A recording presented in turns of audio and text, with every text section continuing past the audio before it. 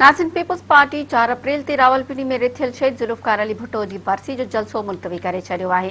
उन हवाले सां अपडेट करे रहियो आहे मेरा टीवी जो रिपोर्टर गुलशन शेख। जी गुलशन, छा तफ़सील आहिनि?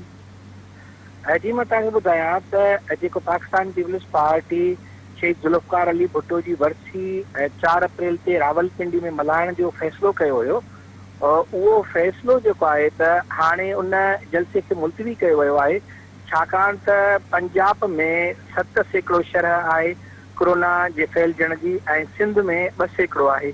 इन ई करे सिंध हुकूमत जे सिहत खाते बिलावल भुट्टो जेको आहे ज़रदारी खे ख़त लिखियो हुयो त जेकॾहिं रावलपिंडी में जलसो कयो वेंदो त सिंध में कोरोना वायरस वधण जो ख़दशो आहे, छाकाणि त पंजाब में 7% फैलजण जो जेको शरह आहे ऐं सिंध में घटि आहिनि कोरोना जा जेको आहे पेशेंट, त इन करे फैलिजी सघे थो सिंध में जेको आहे कोरोना। त उन ॾस में जेको आहे त पाकिस्तान पीपल्स पार्टी 4 अप्रैल ते रावलपिंडी वारे जलसे खे मुलतवी करे छॾियो आहे, जंहिंजी तस्दीक शहला रज़ा जेको आहे त कई आहे। उन हिकु ट्वीट कयो आहे जंहिंमें चयो आहे त 4 अप्रैल ते रावलपिंडी वारो जेको पाकिस्तान पीपल्स पार्टी जो जलसो आहे उहो मुलतवी कयो थो वञे।